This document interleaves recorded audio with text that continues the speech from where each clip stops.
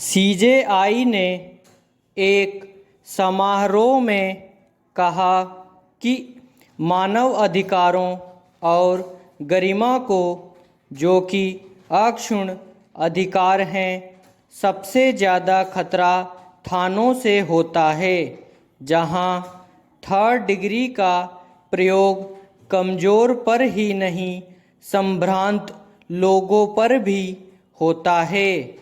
उनका यह कथन किसी भी सभ्य समाज के मुंह पर करारा तमाचा है।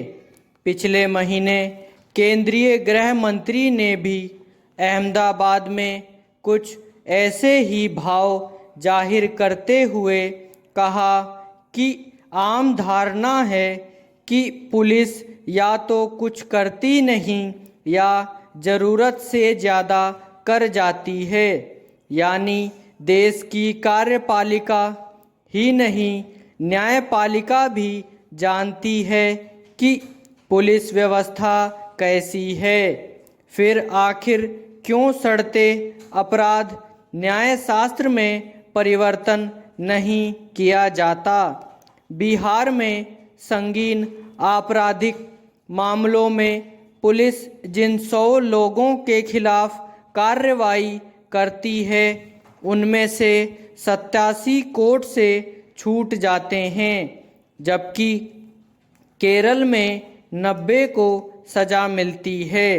अगर सीजेआई अपने इस भाव को लेकर संजीदा हैं, तो क्या अपनी तमाम सुनवाइयों में सरकार को आदेश नहीं दे सकते कि नया अपराध कानून, नई पुलिस व्यवस्था और अपराधी और समाज में उनसे खतरे के प्रति नया दृष्टिकोण विकसित करें?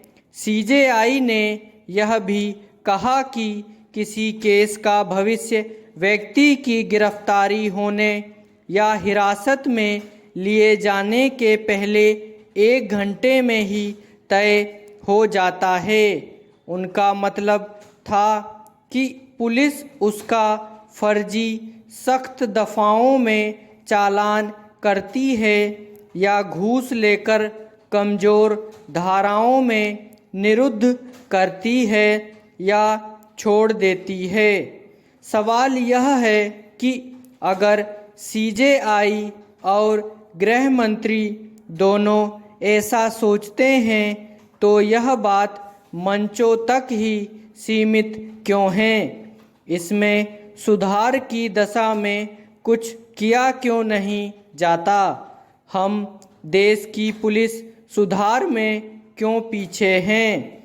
प्रकाश सिंह केस में सुप्रीम कोर्ट का 13 साल पुराना पुलिस सुधार संबंधी फैसला आज तक अमल में नहीं आया, तो ऐसी सार्वजनिक टिप्पणियों को कैसे देखा जाए? विराम पैरा। संसद में शोर जारी है। इस सत्र में अब तक कीमती 100 से ज़्यादा घंटे शोर में चले गए। गणित लगाएं तो संसद सत्र के 1 मिनट की कार्यवाही का खर्च लगभग 2.6 लाख रुपए आता है। इस मान से तो लगभग 125 करोड़ रुपए से ज़्यादा का नुकसान हो गया।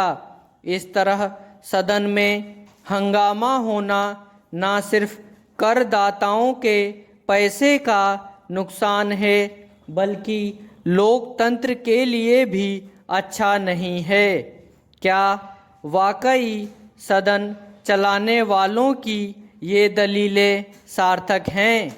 हो भी सकती हैं और नहीं भी, क्योंकि दलीय राजनीति का गणित यह है कि विपक्ष में रहकर जो दल सरकार को कोसते हैं, सत्ता में आने पर वही दल विपक्ष को कोसने लगते हैं। पैरा।